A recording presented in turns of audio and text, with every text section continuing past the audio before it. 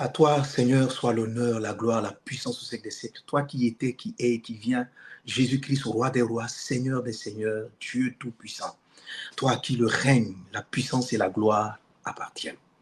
La Bible dit, pourquoi ce tumulte parmi les nations? Pourquoi les nations se liguent-elles contre le Seigneur et contre son oint? Je suis Mohamed Sanogo et je viens par cette vidéo m'adresser au corps de Christ et aussi à l'ensemble du monde par rapport à des événements importants qui se sont passés récemment concernant les Jeux Olympiques 2024. Le message s'adresse à l'Église et le message s'adresse à chacun d'entre vous. C'est la deuxième partie d'une vidéo que j'ai faite pour nous parler et nous sensibiliser. Jésus a dit dans sa parole, lorsque vous verrez ces choses arriver, que celui qui lise fasse attention, levez les yeux. Je prie que cette parole-là t'aide à lever les yeux. Alors, je disais précédemment dans la vidéo sur les événements des Jeux Olympiques 2024 que Satan avait diffusé à travers ces éléments de puissants négatifs messages sataniques contre la terre, contre ses habitants. Et dans cette deuxième partie de la vidéo, qui est la plus importante, qui est bien plus importante que la première, une annonce, un message a été donné à certains puissants sur la terre afin de faire une guerre contre l'Église de Jésus-Christ.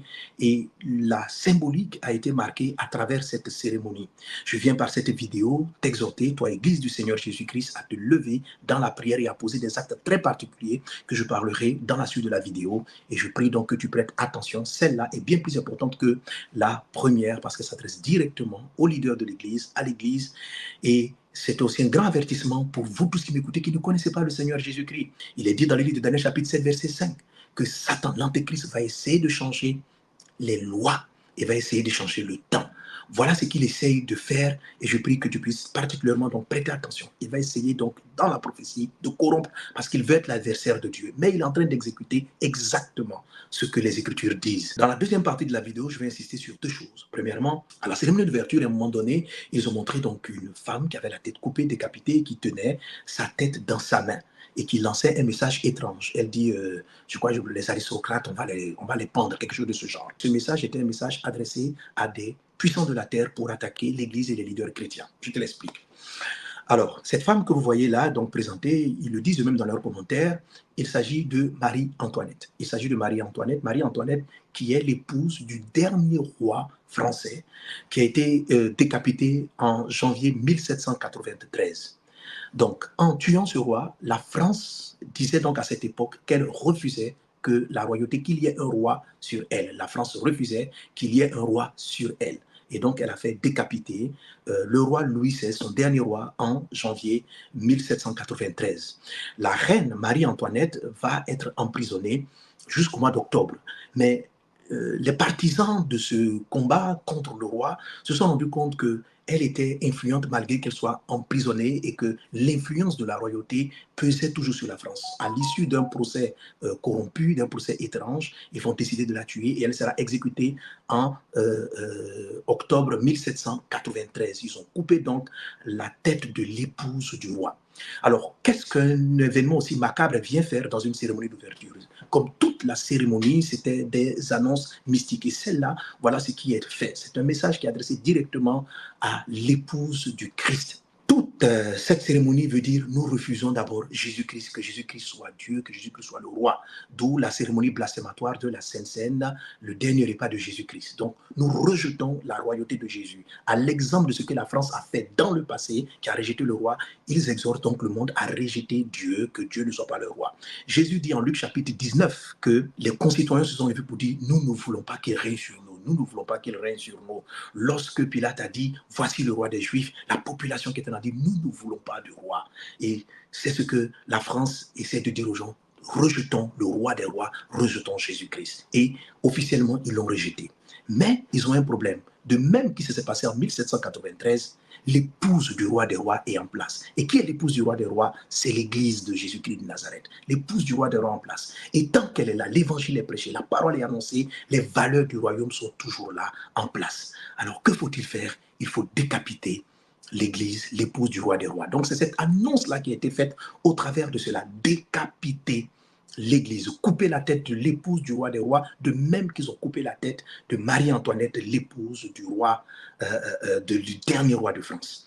Donc c'est ça le message qui a été lancé. Ce message est un vent d'attaque contre les têtes de l'Église, contre les têtes de l'Église, c'est-à-dire contre les leaders. La Bible dit, touchez le leader, frappez le berger et les brebis seront dispersées. Pour eux, il faut affaiblir l'Église en tuant et en détruisant les leaders. C'est un message donc que j'adresse à tous les chrétiens afin de vous lever et de prier pour vos pasteurs. N'oubliez pas, du temps des actes des apôtres, le roi Hérode a décidé de persécuter l'Église. Et lorsqu'il a pris cette décision, une des premières des choses qu'il a faites, il a coupé, il a tué un des apôtres, Jacques.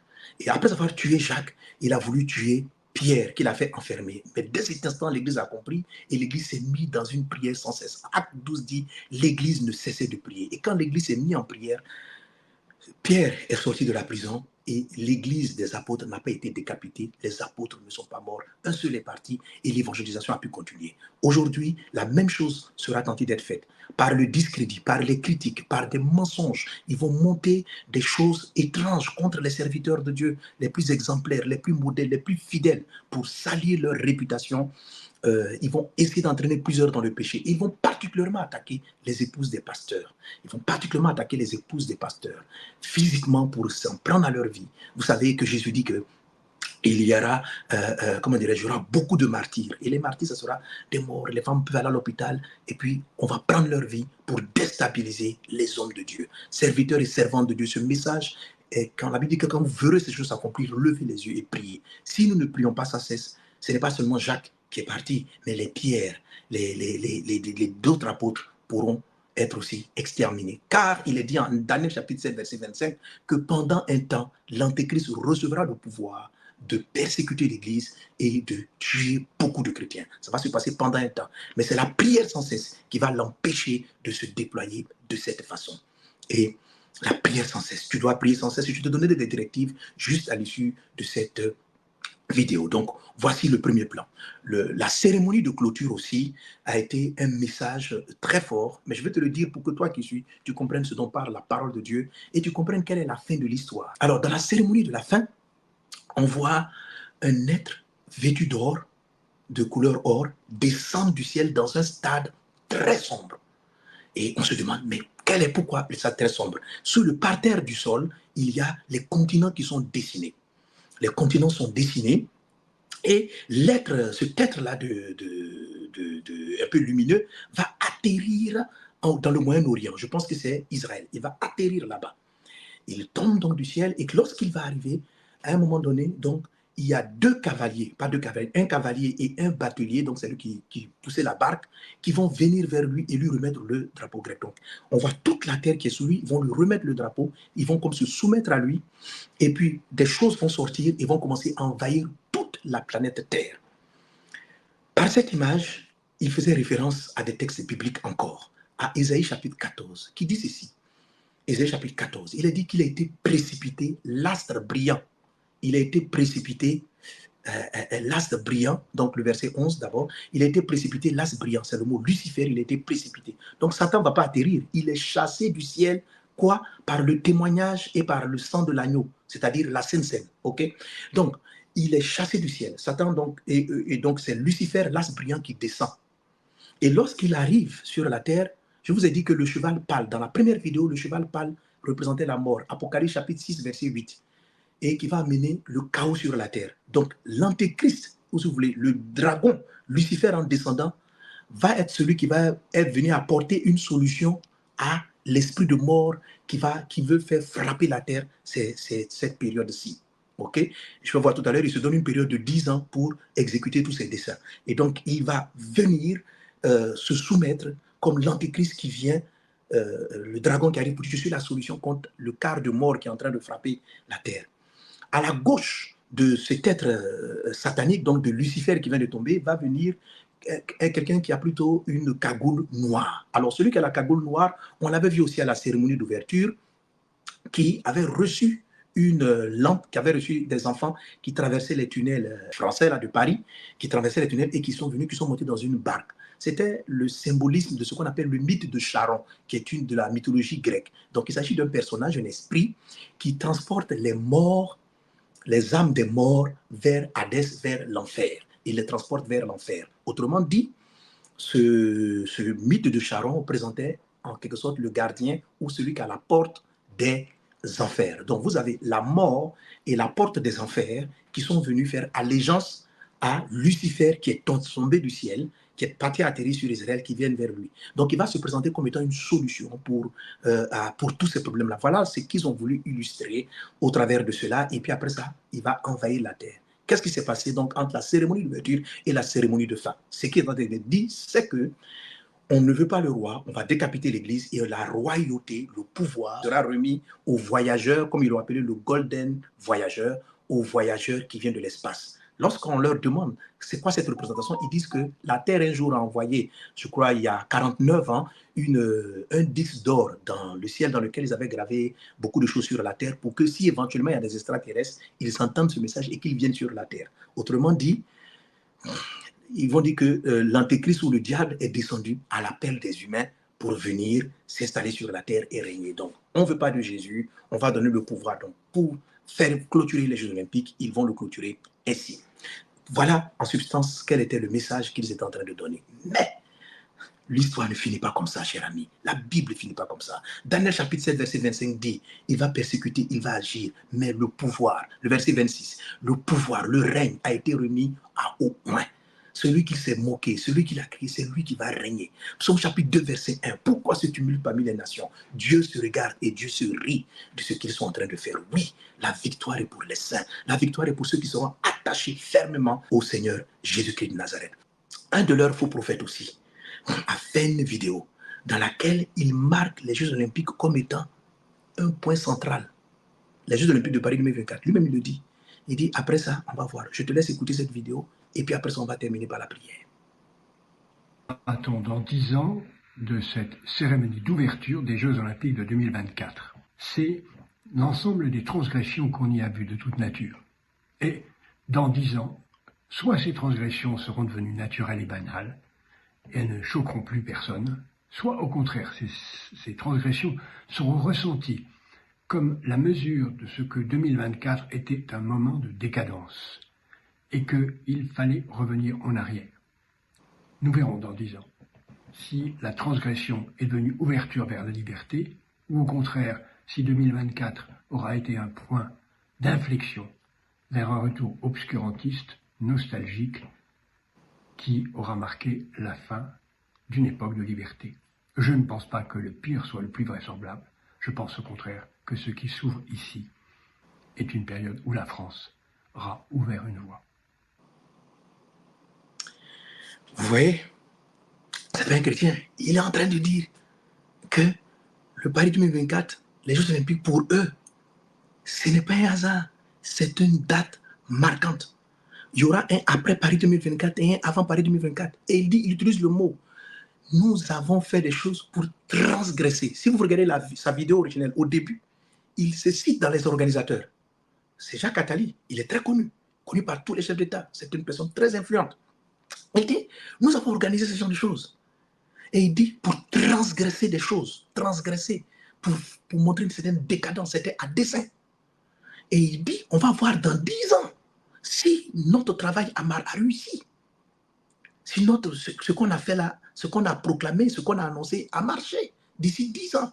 C'est-à-dire qu'il se donne 10 ans pour installer l'antéchrist, 10 ans pour amener le chaos et 10 ans pour qu'il soit celui qui vient apporter la solution. Les guerres en ce moment-là, en Israël, en Ukraine, sont l'atmosphère qu'il veut pour pouvoir venir dire que c'est lui qui a apporté la paix. L'antéchrist va se manifester comme étant celui qui vient apporter la paix. Et on l'a vu atterrir à Jérusalem parce qu'il va être apporté celui qui vient apporter la solution du palabre qui a trop duré entre le monde arabe et le monde juif. Et il sera célébré et loué. Le monde va l'accepter. Mais en même temps, persécuter l'église de Jésus. Mais l'église de Jésus va rester ferme et forte et sera vaincue. Pourquoi c'est important pour Satan d'affaiblir l'impact de l'Église?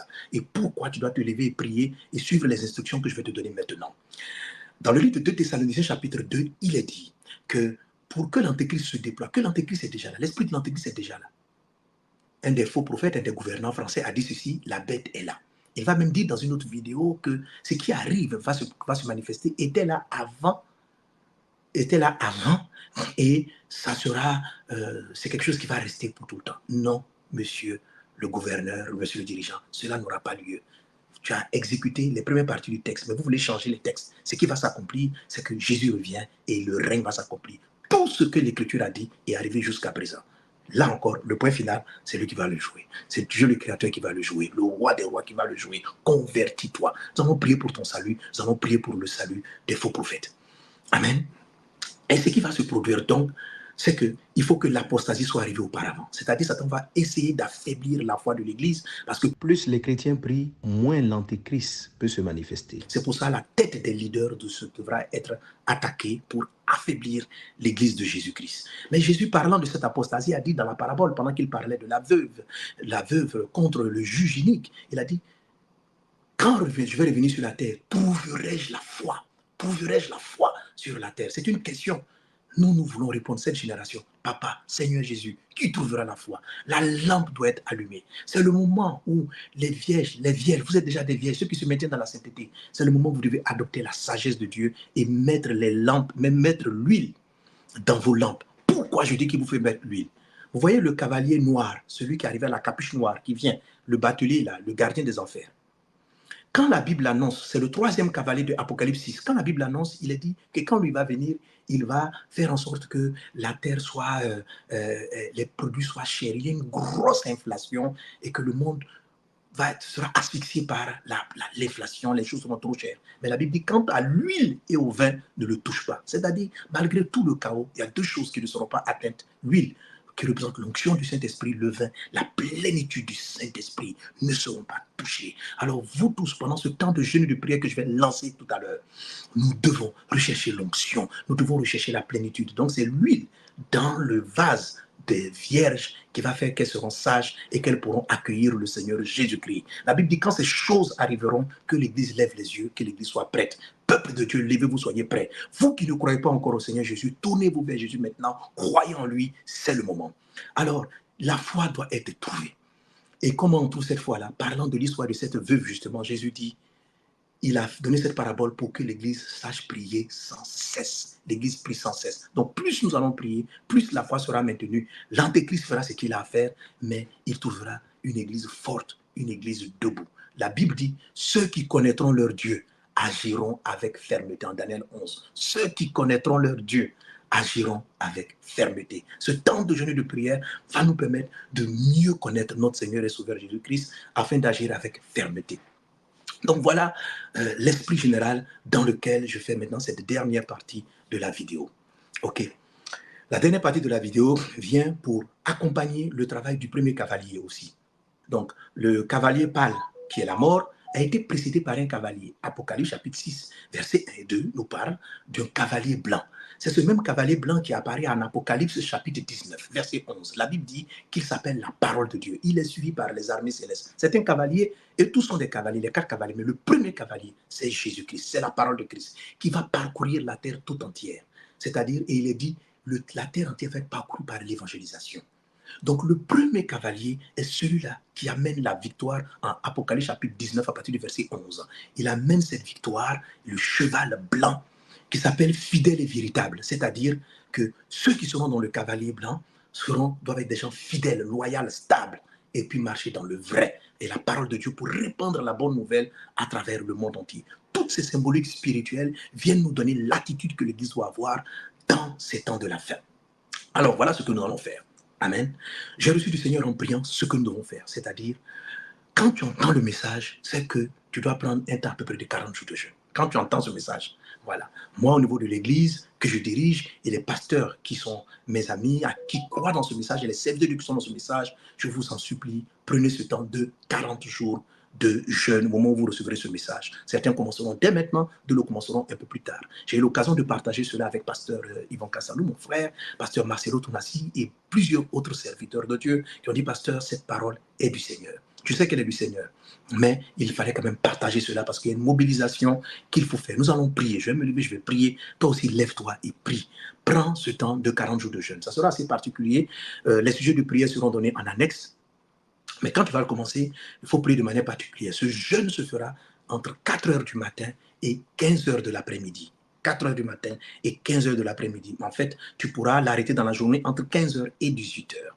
Et il faut arrêter le jeûne à partir de 15 heures avec la Sainte Seine où tu vas proclamer Jésus. C'est la raison pour laquelle retrouvez-vous pour partager cette Sainte Seine entre 15 heures et 18 heures.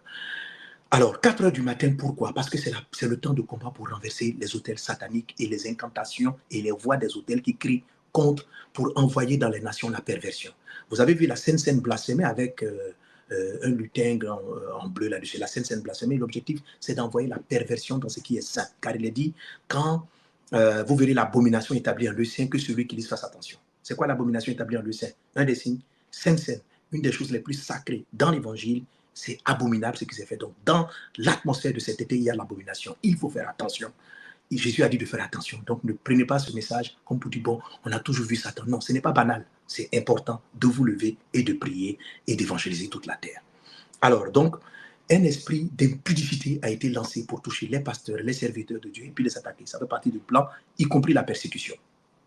Donc, pendant ces 40 jours de jeûne, il faut arrêter avec la Sainte Seine et proclamer le nom du Seigneur. Se lever à 4 heures du matin et prier jusqu'au lever du jour pour renverser les autels sataniques, dégommer tout ce qu'ils ont annoncé comme prophétie satanique, les dégommer et demander à Dieu pardon pour toutes les familles de la terre qui ont été exposées à cet esprit démoniaque. Pendant ce temps, on va demander même pardon aussi pour nos propres péchés. Okay, parce qu'on n'a pas été suffisamment vigilants, que Dieu nous récupère, que Dieu nous fortifie, afin que nous puissions pleinement jouer notre rôle. Amen. Ça fera partie des 7 grands points de prière qui seront en annexe, que vous allez voir dans le détail. Là, je cite un peu les sujets pêle-mêle, mais vous les aurez dans le détail. OK? Alors, donc, ça, c'est la fin du jeûne. Donc, 4 heures du matin, c'est pour prier, pour dégommer les autels sataniques. Après la prière de 4 heures du matin, vous avez donc la prière de 15 heures. Pourquoi 15 heures? Parce que c'est ce qu'on appelle dans la Bible l'offrande du soir, l'heure de l'offrande du soir, de 15 heures à 18 heures, ou encore la 9e heure. La 9e heure est très stratégique dans les visitations de la présence de Dieu. Pourquoi je n'ai pas le temps de l'expliquer, mais c'est un constat biblique. On constate que à la 9e heure, Abraham est visité pour faire une alliance particulière avec Dieu, ou ce qu'on appelle à l'heure de l'offrande du soir, ok, l'un ou l'autre. À cette heure de l'offrande du soir, c'est à ce moment précis-là que Dieu envoie la réponse à Élie, pardon, où le feu descend, le feu est revenu, donc à l'heure de l'offrande du soir, à la 9e heure, et a vaincu les prophètes de Baal qui avaient fait leur incantation. Donc c'est à ce moment-là que la réponse de Dieu, il est resté dans l'attente jusqu'à ce moment où il a crié à Dieu et la réponse est venue à ce moment précis. Donc nous prions à Dieu jusqu'à la 9e heure et voir la puissance de Dieu. Jésus-Christ aussi, à la 9e heure, à l'heure de l'offrande du soir, est resté dans le calme jusqu'à ce moment. Il a crié, le voile du temple s'est déchiré de haut en bas à cette l'heure de l'offrande du soir, à la 9e heure. La 9e heure est le moment aussi où l'ange vient visiter Daniel. Il est très souvent visité donc à l'heure de l'offrande du soir. À l'heure de l'offrande du soir ou encore à la 9e heure, Corneille est visité et va ainsi ouvrir l'évangile parce que Pierre aussi va recevoir une révélation, ouvrir l'évangile au monde non juif. Voilà donc pourquoi nous allons prier dans cette tranche horaire selon ce que j'ai reçu et chacun donc va s'organiser dans sa communauté, dans son église pour pouvoir comment remplir les 40 jours de jeûne qu'ils feront et nous allons rester en prière. Dans les sujets de prière, prier pour l'onction, l'audace, l'huile et le vin afin d'aller témoigner de Jésus-Christ. Que Dieu te bénisse abondamment, que la faveur de Dieu soit avec toi, le Seigneur avec toi. Donc, moi, personnellement, je lancerai donc le jeûne à partir du 9 septembre. Toutes les églises vont donner le ministère message de vie. On était déjà en jeûne pour notre croisade in Soudan. Maintenant, on va compléter ce jeûne-là pour obéissance à Dieu. Pasteur Yvan, il dit qu'il commence le jeûne dès le 2. Et plusieurs pasteurs en Europe aussi ont décidé de commencer leur jeûne le 2. Parce que quand Dieu parle, il ne faut pas tarder, il faut obéir en même temps. On va commencer le 9. Pasteur Marcelo, il a dit ils sont sortis d'un jeûne de 40 jours. Ils vont s'apprêter à rentrer dans un moment de 40 jours. Ils vont commencer à partir du mois d'octobre, selon ce qu'il m'a dit. Donc, ce qui va faire que dans l'ensemble, ça fera un temps de longue prière sans cesse, sans cesse. C'est pourquoi je dis, au moment où toi tu écoutes la vidéo, je ne sais pas à quel moment tu vas l'écouter, au moment où toi tu l'écoutes, c'est au moment où Dieu veut que tu commences aussi ton jeûne de 40 jours et prier. Donc, nous allons garder l'Église, le corps de Christ dans la prière, selon les sujets qui vous seront donnés en annexe. Que la grâce et la paix du Seigneur soient avec chacun d'entre vous. La fin du film, c'est Jésus qui gagne, c'est Jésus qui règne. À vous tous qui ne connaissez pas le Seigneur Jésus, ces Jeux olympiques ont été un message pour vous prouver que la Bible est la vérité, que Jésus est le chemin, la vérité et la vie, que les ténèbres veulent combattre et sont en train de combattre celui qui est sur le trône, celui qui règne. Et Dieu se rit. Psaume chapitre 2, verset 1 à 2. Dieu regarde ces tumultes parmi les nations et puis Dieu se moque parce qu'il est le Dieu qui a le dernier mot. Écoutez, Satan n'a pas le dernier mot. Satan n'a pas le dernier mot. Vous pensez vainement. Donc, ce n'est plus le moment pour nous, frères, de nous divertir. Rappelez-vous 1 Corinthiens chapitre 10, verset 7. L'apôtre Paul dit, le peuple ne devenait pas idolâtre comme quelques-uns d'eux. Ne devenez pas idolâtre comme quelques-uns d'eux. Selon qu'il est écrit, le peuple s'assit pour manger, pour boire, puis ils se levèrent pour se divertir. Ils ont envoyé sur le niveau des gens depuis, pendant que les gens étaient en train de se divertir, c'est là qu'ils envoient l'idolâtrie. Mais la Bible dit qu'il ne faut pas devenir idolâtre. Les gens ici n'ont pas forcément procédé devant le veau d'or. Ils se sont levés pour divertir avec les scores olympiques, etc. Oui, il y a eu des exploits, le monde est comme ça. Non, il ne faut pas vous distraire. Vous ne tombez pas dans cette idolâtrie. Ne soyez pas en train d'enlever Dieu pour procéder devant des idoles. C'est pour tout cela que nous allons nous repentir pour cette idolâtrie mondiale qui a été célébrée dans une période de divertissement afin de revenir à l'essentiel. Dans les sujets de prière, des prières pour la repentance, pour tous ceux qui, consciemment ou inconsciemment, étaient victimes de ces esprits impurs qui ont été lâchés dans l'atmosphère. Nous allons nous tenir dans le sang de Jésus-Christ et annuler leurs propos et prophétiser la proclamation de la parole de Dieu dans le monde entier. Prophétiser une église forte, prophétiser une église debout. À la question de Jésus, trouverai-je la foi sur terre? Nous devons dire, Seigneur, oui, tu as trouvé une église ferme, tu as trouvé une église forte, parce que des hommes et des femmes se sont levés pour prier, pour refuser que les têtes soient décapitées et que l'église reste forte. À Dieu soit l'honneur, la gloire, la puissance au siècle des siècles. Père Céleste, que ton nom soit béni. Je remets chaque personne qui a entendu cette vidéo entre tes mains. Merci pour ton sang qui nous recouvre. Merci pour une église victorieuse. Merci pour une église qui est forte. Merci pour une église qui partage la parole de Dieu. Merci pour des chrétiens qui restent saints et véritables, qui restent fidèles, loyaux, attachés à la parole de Christ, prêchant la bonne nouvelle à travers le monde entier. Merci pour ce réveil de prière qui prend place à l'issue de cette vidéo. Qu'il en soit ainsi, au nom puissant de Jésus-Christ. Amen. Que Dieu vous bénisse. C'était Pasteur Mohamed Sanogo. À bientôt.